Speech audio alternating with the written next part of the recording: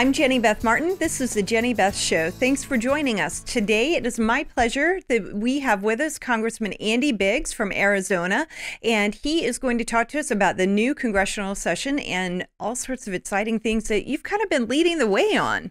Well, thank you, Jenny Beth. It's good to be with you as always. I don't know if I'd say I'm leading the way, but I'm kind of in the middle of everything. You kind of seem to be, yeah. Yes. I don't know how that happens, but it does. Well, we need people who are in the middle and leading the way and trailblazers. So just yesterday, you introduced a resolution that would be for impeaching Mayorkas. Talk about that. Yeah, so Alejandro Mayorkas is the Secretary of Homeland Security. It is his job to secure the border and make the American homeland more secure and safe. But instead, he's been focused on erasing the American border on the southwest border from McAllen to San Diego. We basically don't have a border anymore, and it's been deliberate.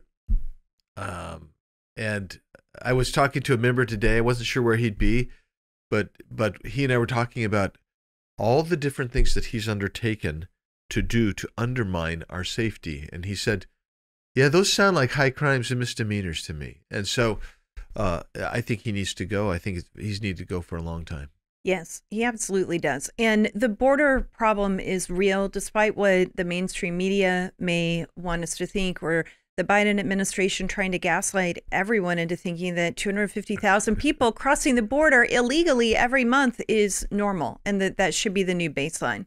Yeah, I mean, so the 250,000, those are encounters. Those are people who basically, most of them surrender. 200 out of 252,000 last month, they chased maybe 10,000 that they ultimately caught. But there's also 90,000 that they knew got away, plus an unknown number of gotaways that they suspect is probably another 50,000. So we're talking about closer to 250, 300, 400,000 people? That's correct. That's in December. That was in December of 2023. We don't have the numbers on 2020 January. That's half a congressional district, isn't it? How big is a congressional district? Yeah, about 750,000. So it's almost a congressional district. Yeah, that's crazy. So if you were to take that for that number for that month, that would be probably the maybe the 45th, 50th largest city in the country. Wow! In 1 month. In 1 month, and so you look and what they're going to do, when I say that, what Mayorkas is doing now, he's got something. So the law allows for parole. And what parole is, Jenny Beth, if you were coming across and, you got beat up by a gang member or a police officer shot you on the Mexican side, or whatever it is, and you staggered across, we would, as a humanitarian basis, we would let you come in. We would give you a parole to get treatment, and then you would be sent home. So parole before Mayorkas was about a dozen people, to maybe 20 in a big year, but about a dozen people a year, case by case, one-on-one. In the last fiscal year, over 300,000 paroles, and now a new parole program where they have a smartphone app for you. Right. If you're from Cuba, Haiti, Nicaragua, or Venezuela, up to 30,000 a month. Right. And they pre-parole you before you even get to America with this new program. That's right. So you could be in Tijuana and you're just waiting, for your chance. You go through. Now, so what that's going to do is you're going to get more people coming through the ports of entry. So when we talk about encounters, we're talking between ports of entry. Right. So a lot of those people that are coming between the ports of entry now are going to come to the ports of entry, be given parole, which is a de facto amnesty. Because, right. And then they're going to say, see, we've reduced the number of encounters between the ports of entry. And the encounters, the people who are surrendering, they're really, what is happening with that when they let them stay in the country, isn't this really an abuse of the asylum laws that right. we have in place? We have a problem because laws that are already on the books are not being upheld. I think it's important for people to understand what that is. What is it that I just said? What does that mean? Because the administration and the mainstream media would make it seem as if this is all okay. It's migrants who just they're seeking asylum. Well, the first law that we are violating is our own law on first safe state. which is, by the way, also an international law. Yeah. Anywhere in the world that Anywhere. offers asylum. That's right. So what would happen is, if let's say you're coming from Nicaragua and let's say you have a legitimate asylum claim. International law says when you get to Mexico, that's your first safe state. That's where you get asylum. Right. But Mexico. So you should be staying in Mexico, Right. not coming to America. Which is why having this parole program is really weird and violative of the law. So what's happening is we're not following that law. The second thing is, under U.S. law, you are to be detained until your immigration status is adjudicated or determined. What we're doing now, what we've been doing under Mayorkas for almost 2 years now, is we're just releasing them into the country. No detainment. No detainment. And why is that critical? People say, well, what's the big deal? The big deal about that is it is a huge deterrent when you keep them detained. Right. And then you remove, because there's two other aspects to this thing that we got to get to. There's almost, the number I heard yesterday seems a little high to me because last I saw was about 1.2. But so I'm going to go with my number. 1.2 million people at least have been adjudicated. They've gone through the court system, Right. and they said, your asylum claim's bogus. You must be removed. Right. Well, for whatever reason, sometimes it's because they just don't show up, many times. But they're wandering around the country. And when we encounter them, we should be removing them. This Secretary Alejandro Mayorkas has said, we're not going to do that. We're not going to do that. We're not going to remove them. The mere fact that they have they've had due process and an order to be removed. That doesn't matter. Doesn't matter. The law doesn't matter. The justice system right. doesn't matter. Just what he says matters. Yeah. And that's a real problem. And the people who are coming here oftentimes truly are looking for a better country. They want to get out of the banana republics that they live in. Right. And what I mean by that is they want to get out of the places where it's rule of man rather than rule of law. They want to be in a lawful country. But if their first act is violating our law and our officials are no longer upholding the law, then they are turning America into a lawless country. And America will ultimately, if we continue down this path, become the very thing they're fleeing. Yeah, and I think we're well on our way to that, Jenny. But that what you said is so important because you got the guy who's in charge of our national security, and basically what he is saying is, I don't care what the law is. I'm going to do it my way because I think I'm more compassionate and more humane. The problem, of course, is you empower cartels because the cartels control the border, and these people are they're abused along the way, and this is really insidious because you get unaccompanied minors that come through, and so what happens is somebody will say, I'm going to pay the cartel or whatever they do, whatever arrangement they make. And they give up a 5-year-old kid. The cartel doesn't care about that 5-year-old kid. It's a commodity. They've got the money. They're going to drop the kid off. Well, we have the Office of Refugee and Resettlement takes those children and they place them. Well, what Mayorkas has done, this is the other part I was going to tell you. You have to place them with mom and dad. That's what the law is. But on his own, he's said, well, we're going to place him with anybody that's a family member. They don't vet him. There's no vetting. They don't know whether they're really a family member or not. And it could be a child trafficking situation, sexual trafficking situation. Exactly. And they've lost 20,000 of these kids. That is not humane. Right. It's wrong. It's abusive. Yeah. And so you look at it and you say, and so I was talking to, as I say, to a fellow today, and in one of their hearings, they had two victims of sexual trafficking. They'd been placed in with pseudo family members who were the ones who actually trafficked them. The point is, we don't know who they are. You can't vet them when you're releasing. They're not vetting them now. Right. But if they say they come from, I don't know, you pick a country. Let's pick on Nicaragua again. We don't have access to their crime database, if they even have a crime database. So we don't know if that person's a murderer, a child molester, domestic predator. We just don't know. Right. But they're being released all over this country. And people say, oh, Andy, that's just really, someone said yesterday, nativist. That's nativist and xenophobic. No, I'm not Actually, it's humanitarian. You're being the humanitarian. Right. You're trying to protect the way to protect them is to set the laws up and to make sure the laws are followed. A mom and dad are going to treat a child differently than any other family member will. And mom and dads aren't always the best person, but they are mom and dad, and you've got a much better chance with your mom and dad than you do other family members usually. Right, and think about it. The reason that you hear about the extraordinary circumstances when on occasion a mom and dad have been abusive or whatnot, well, the reality is it's because it is extraordinary. Right. Right, and so, but the bottom line is this is Secretary Mayorkas' worldview.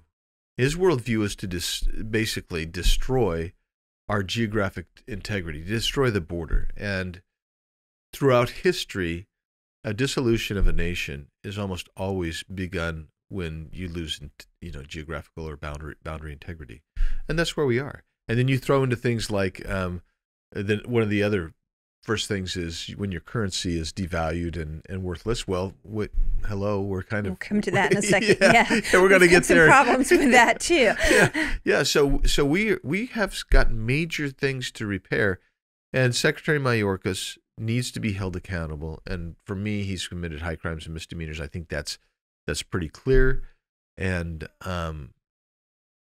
so what's the alternative? You can either wait for 2 more years and have another 5 or 6 million people illegally enter the country, and further do harm which may be irreparable, or you exercise impeachment and try to remove him and produce the evidence so the American people can understand why this guy needs to be removed. Right, and it's not about you are not the things that the people are claiming that you are. It's not that you're against all immigration. You want lawful immigration. Right. We have many, many people who come to the country lawfully. They come to the country legally and they work here. And that's the way the process should be. And when you don't uphold the law, it's not fair or right to the people who did follow the law for other people to cut in line in front of them or just get a free pass when the people who are following the law usually are paying thousands of dollars to attorneys to make sure that they maintain their status here legally.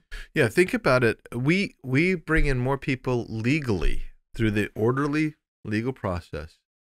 It may be bulky, maybe needs to be reviewed, but it is it's an orderly legal process. We bring more than the rest of the world combined does annually. That's just the way it is.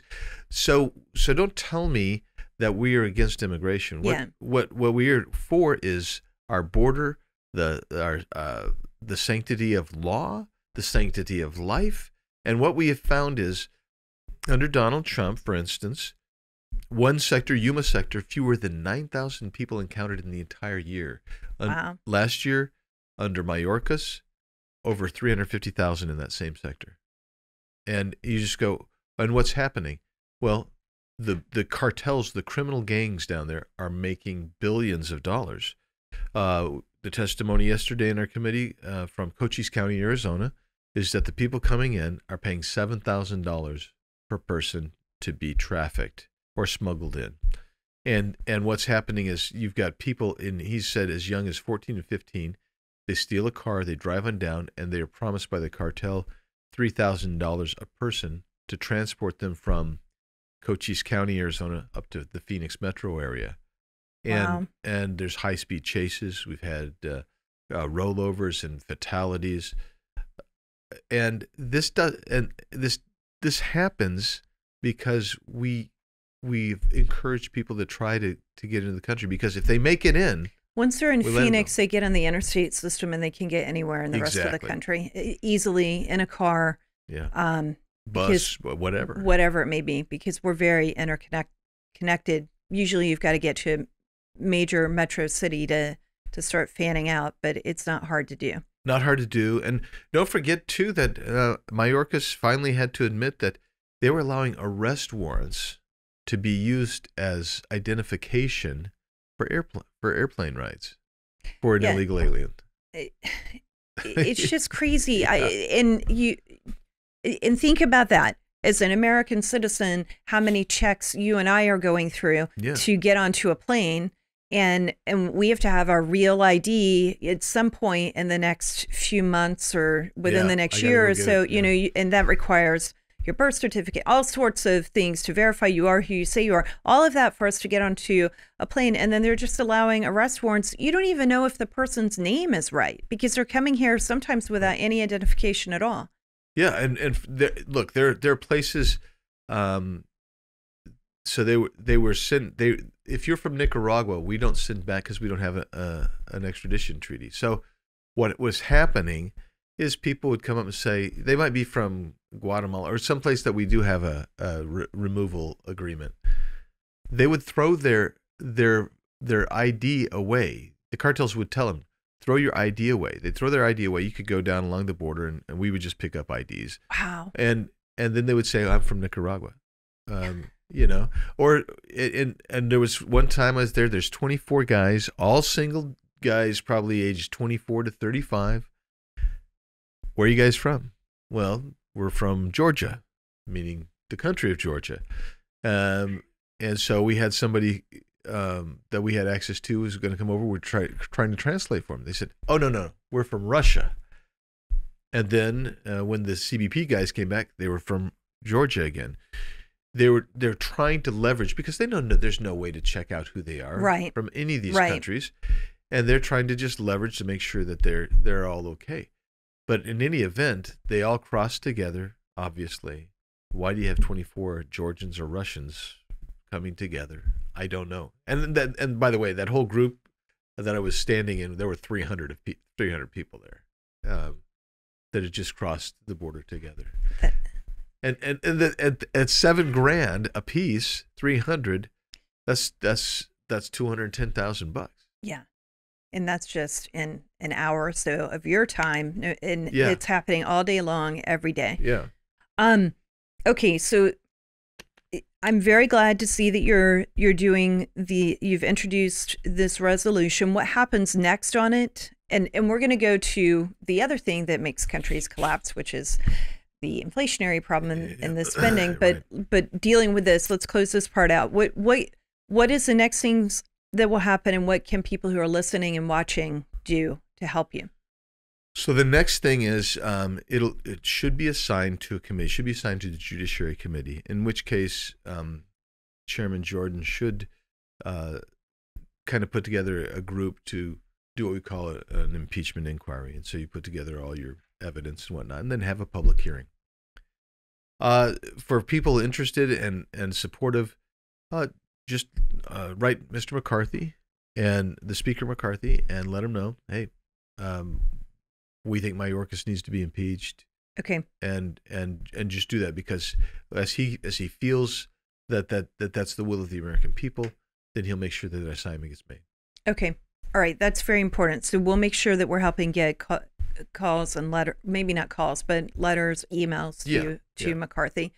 Okay. Now, when we're dealing with the debt and the budget, what's going on with that? I know that spending was part of the deal that was worked out when you and the others voted against McCarthy, trying to use that moment in time with that vote to leverage a better situation in the House of Representatives.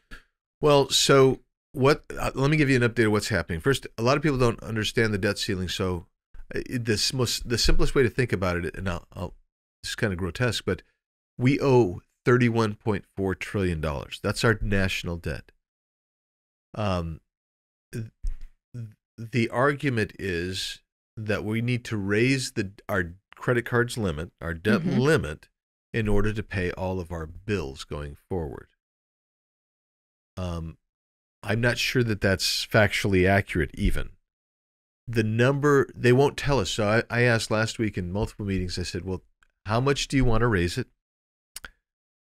And how long will that kick it down till you need to do it again? Oh, we don't know. Everybody. Oh, we don't know. Oh, we don't know. And so they're doing a lot of sniffing that the rumor is that they want to raise it by $2.6 trillion to kick that debt ceiling down for 2 years. They say that they'll get 2 years. And the reason, and the way to think about it is, we're in the hole every month, Right. about anywhere from 80 to 115 billion dollars a month. And so that kind of makes sense. That it might be 2.6 trillion. Right. So the question is, what do you do? So there are some solutions to it. And one of the things that we've asked is you cannot, first of all, there's no way in the world that I'm going to go to anybody and say, I voted to raise it 2.6 trillion. It's just not going to happen. Right. And they say, well, the whole faith and credit of the United States will be at risk, and the markets will be in a turmoil if we don't raise Right. it. But what you can do is you can do some other things to prevent that. How about let's claw back money from that most recent $1.7 trillion Omni, and let's say, how much money have you spent? How much have you obligated? And we want the rest back, and start pulling that money back. The infrastructure bill. How much money have you spent? How much have you obligated? We want the rest back into the coffers.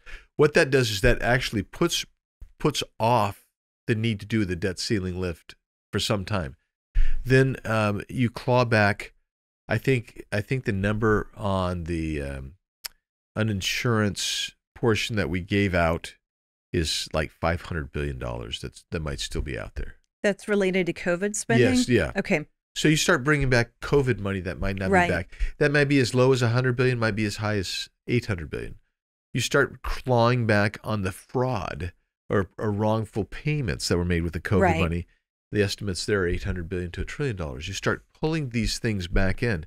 And then you start looking at fraud and waste everywhere else and bringing that in. Now, as you do that, it has the natural effect of reducing the need to spend money in certain places.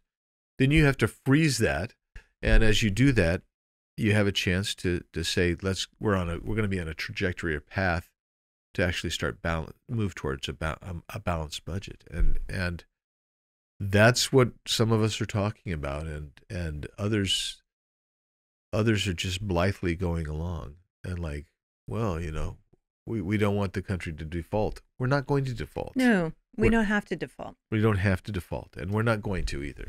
Well, and we bring in $400 billion a month. We spend $500 billion a month. That's right. With that $500 billion you just mentioned with the COVID money, that would be an extra 5 months of the deficit right there. It extends it 5 months just with that. Exactly. With that, because we're $100 billion a month short. So that covers 5 more months. Well, and so yeah, that's right. But there might be other pots too. So just the normal funding for an agency or department, nobody knows. I asked somebody the other day, well, how many agencies do we have? Well, we don't know how many federal agencies. How can we not know how many agencies we have? Somebody's got to know, right? Well, they should. I mean, if they don't, no. In my house, I'm not going to say, well, I don't know how maybe I don't know off the top of my head every single penny, but I can quickly put my fingers on it. It might take me 15 minutes to make sure I know where every single penny is, but I know where my money is. Most Americans do. To just sit there and go, oh, it's just $800 billion to $1 trillion in fraud from the payments with COVID. No big deal. Just $1 trillion. We're 31.4. 31.4 trillion. Yeah. 1 trillion of that could be fraud related to the COVID payments. Oh, I'm going to guesstimate that it's far more than $1 trillion. Yeah. Through fraud and waste over the years. There's another secret here that most people don't realize, and the numbers I was looking up are a little bit dated, so I won't give you those numbers.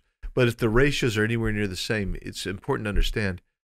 So you have a Social Security trust fund, you have a Medicare trust fund, and you have several other trust funds that we put aside money for, right? People have paid in. Well, what the federal government has done, now this is asinine, they have actually borrowed money from those trust funds. Right. And so those trust funds hold treasury bills, the promissory notes, basically. Right. Of trillions and trillions of dollars. Right. And that's why you can fix some of this stuff, and you don't have to even touch the benefits. You can keep giving the benefits, but you just have to look and say, how do we make those adjustments? Because we can keep paying the benefits out, Right. But we've basically, it's like you saying, well, I'm going to borrow from the food account this month to pay for the cable TV account or whatever. Right. And the point is, you've got to acknowledge that, and of that, how much is owned by China, how much is owned by Japan, how much is owned by the UK. So that's where we have another avenue to look, not to not pay our debts, but to fix it and rehabilitate where we're going with our budget long term and short term, so we can make these payments. But I'm no longer. I've never really been interested in this notion of let's put together a 10-year budget, so we balance in 10 years. Jenny Beth, that's what they were saying when I first came in, and I talked to people at that time who said they told that they'd been telling them for years that we're going to a 5-year, 7-year, 10-year budget, and it never happens. It never happens. It never happens. Yeah. And I imagine that at the end of the day, the debt ceiling is going to go up. It will. It will. So I've had reporters who've been asking me questions like, well, are you in favor of default, or do you want to raise the debt ceiling? I'm like, that's not even the question. Don't ask me that question. Yeah. And I said, and also you, Mr. Reporter, know as well as I know that it is going to go up. The real question is this. What you should be saying is, so it's sort of like the government taking out a second, like an individual would be taking out a second mortgage on your house. The bank is like, okay, we'll get you a second mortgage, but then you've got to do a few things and put some money down, and you're spending a little bit too much here, and there are terms in order to get the loan, and that's what we're dealing with right now. And the president may not like it, the Democrats who control the Senate may not like it, but the fact is, the American people voted for Republicans to control the House, and this is one thing that we can work on. Yep. And we aren't going to get every single thing in the world that you and I want. But it darn well better be more than what we're getting. It has to be real, It has to be real. So I mean, we're working with members in the House and the Senate, some of us, and so there's some policy changes you can make, like the REINS Act, or some of these things that would actually have structural long-term significance. But at the same time, if you don't deal with the actual spending problem, you'll never get there. And as I was talking to you about dissolution of countries and disintegration of countries, this is what causes countries to also. This is one of the first signs of it as well. Your currency is debased. You can't pay your debts, and that's where we are. The fact that we have to come back every year to 2 years and negotiate and fight over raising our debt ceiling again and again, it indicates pretty clearly that we have overextended. And is there anything more demonstrative of the size of our federal government that's just bloated and way too big than the fact we can't even borrow enough money to pay its obligations? Yeah. And that's the other thing I would say is we've got to start, devolving power back to the states where it's meant to be in the first place. Right. I'm pretty sure, in addition to that nobody in the government knows how many agencies there are. I'm sure someone does, but there's so many they don't even know. That we've got some serious problems. Right. I'm glad that you're working on that. And as we learn more about what the options are, I know that we will be working very, very hard at Tea Party Patriots Action to inform the grassroots and to help educate our neighbors and our own circles of influence about what you're doing, and urge Americans to give it a little bit of time, just like we were urging Americans, give it time with the speaker vote. In the end, even the people who were voting for McCarthy, who I was in touch with, they were like, we've got better rules now. It's going to be better. And we've got to get through this process so that we've got a better America. Yep. Okay, one more thing. Yep. And I know you're going to have to go in just a minute, but yesterday something really strange happened. We had some members of Congress who complained about saying the Pledge of Allegiance. What happened with that? So this stems from something last year that Matt Gaetz from Florida said, I think we should say the Pledge of Allegiance in Judiciary every time we meet. And we liked it. I love that. Yeah, I guess that was 2 years ago at the rules. I was one of those kids who got the Pledge of Allegiance back in her school system Same in the here. 80s. Yeah. Yeah. Well, I was earlier than that, but nonetheless. Yeah. But the point is, so he does it, and the Democrats, because they had the majority, in lockstep said, no, we're not going to do it. So Matt offered an amendment again. We had a staff sergeant from his district come up and lead us in the Pledge of Allegiance. Then the Democrats went absolutely berserk. I mean, they felt like, Nadler, we say it on the floor. Well, when's the last time you were on the floor to say it, Mr. Nadler? Because on the floor, and I've been down there. I was there last week. There's 5 or 6 of us on the floor. It was full all the time. Everybody, Not at all. Not at all. It's never full. So there's 5 or 6 of us, and we said the pledge. What is wrong with saying the Pledge of Allegiance before your committee hearing? It takes like 30 seconds. It takes 30 seconds, and not only that, it wasn't even a shall; it was a may. It's not binding. It's just If the chair says, today I feel like we're going to do the Pledge of Allegiance. Representative so and so, you lead us in the pledge. And they went crazy. They introduced one of them introduced an amendment to say no insurrectionist can lead the committee in the Pledge of Allegiance. And as one of our able scholars said, well, insurrectionist is a legal term. It's defined, and it's a criminal offense.